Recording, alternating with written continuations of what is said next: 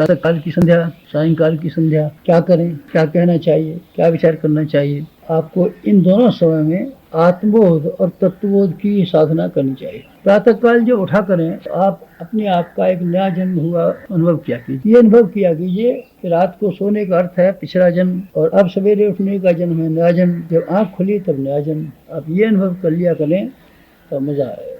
आप ये सवेरे हर दिन अनुभव कीजिए कि आज हमारा नया जन्म हुआ। अब नए जन्म में क्या करना चाहिए। आपकी सारी बुद्धिमानी इस बात पर टिकी हुई है कि आप अपने जीवन की संपदा का किस तरीके से उपयोग किया। बस एक ही बुद्धिमानी है। ये मानना सही नहीं है कि ये जन्म भजन करने के लिए मिला हुआ है। भजन करने के लिए नहीं मिला हुआ है, कर्तव्य करने के लिए मिला हुआ है। और इसलिए मिला हुआ है कि आप इस जन्म की संपदा को ठीक तरीके से इस्तेमाल करें। ये आपकी परीक्षा है। परीक्षा में जो पास हो जाते हैं फिर क्लास चढ़ा दिए जाते हैं और चढ़ जाते हैं और पास करा दिए जाते हैं। अगर आप ये पहली परीक्षा जो भगवान ने आपको मनुष्य का जीवन दे करके ली है, उसमें एक ही आपका फर्ज हो जाता है कि आपको इसको अच्छे से अच्छा उपयोग करके दिखाएं। बस भगवान ने यही अपेक्षा किया आपने और ये आपसे, और यही उसकी उम्मीद है और यही चाहता है। न आपकी पूजा चाहता है, न उपवास चाहता है, न भजन चाहता है, न आपके लिए उपहार चाहता है, न मिठाई चाहता है, न कपड़े चाहता है, न कीर्तन चाहता है, न कथा चाहता है। इन बातों से भगवान का कतई कोई ताल्लुक नहीं है। ये तो अपने आप के परिशोधन की प्रक्रिया है जिससे नया निक्यों